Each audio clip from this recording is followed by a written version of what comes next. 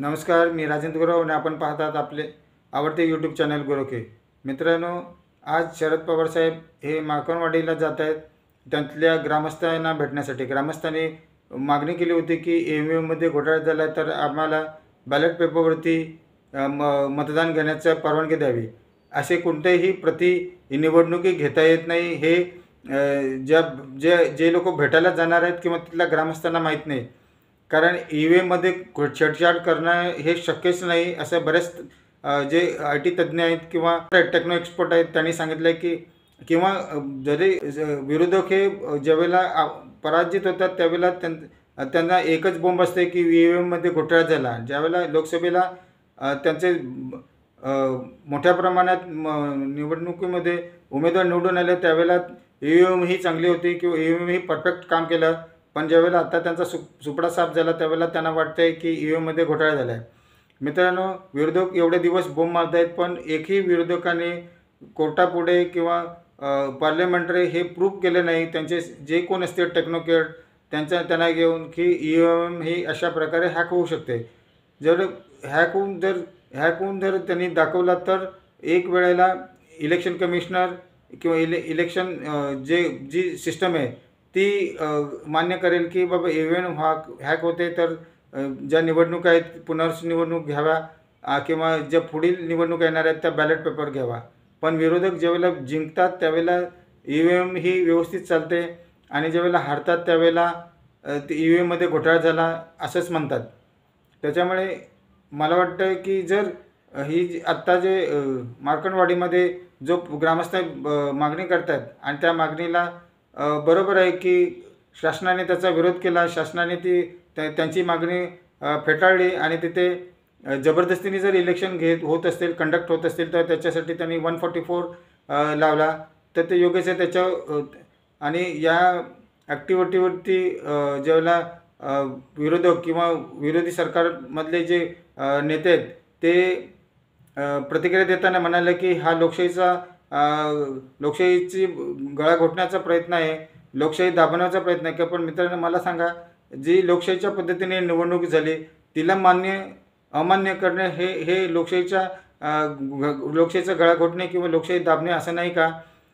ज्यावेळेला तुम्ही जिंकता किंवा तुमचे काही उमेदवार जिंकलेत त्यांनी सगळ्यांनी राजीनामा द्यावा आणि बॅलेट पेपरवरती पुन्हा निवडणूक घ्यावी असे मानतात काय?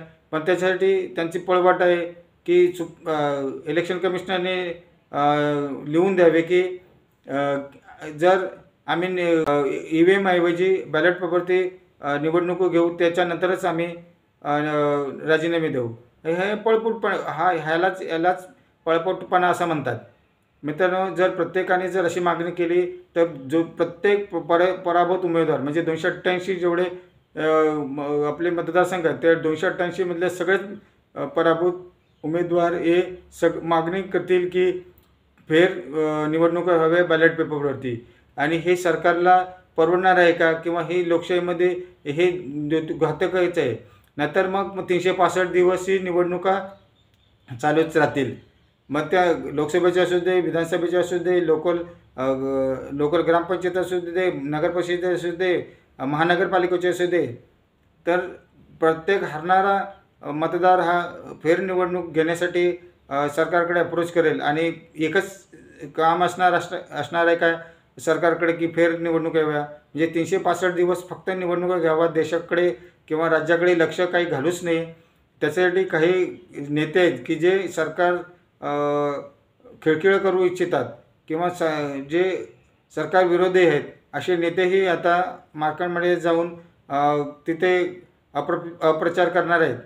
ज्यावेळेला स्वतःचा पराभव होतो त्याने लक्षात ठेवलं पाहिजे की त्यांचा स्वतःचा पराभव होतो त्यावेळेला त्यांना EVMवरती पॉईंट करायला लागतो. आणि ज्यावेळेला त्यांचा विजय होतो किंवा त्यांचे मोठ्या प्रमाणात निवडून येतात त्यावेळेला त्यांचा तो विजय हा त्यांच्या कामामुळे झालेला असतो, त्यांच्या निवडणूक रणनीतीमुळे झालेला असतो, त्यांच्या चाणक्य नीतीमुळे झालेला असतो. आणि पराभव होतो त्यावेळेला तो EVMमुळे होतो. असाच डंका ते सगळीकडे हा फेक नॅरेटिव्ह पसरवत आहेत.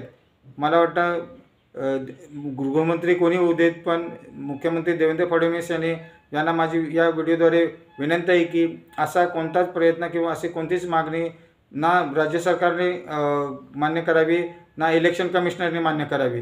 त्याच्यामुळे अशा प्रकारे जर मागणी झाली तर या प्रगत देशामध्ये, प्रगत राज्यामध्ये, प्रगत जिल्ह्यांमध्ये, प्रत्येक तालुक्यामध्ये अराजकता मांडेल आणि आपला पूर्ण कॉन्सन्ट्रेट जो आपण स्वप्न पाहिलेलं असतं महाराष्ट्राचा सुजलाम सुफलाम होण्याचा, ते धुळीस मिळेल.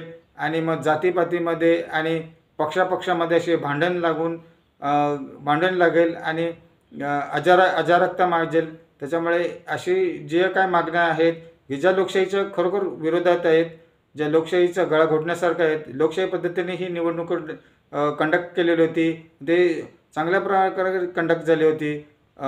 पैशाचा वापर तर दोन्ही बाजूनी झाला होता. त्याच्यामुळे पैशाचा काही इथे येत नाही.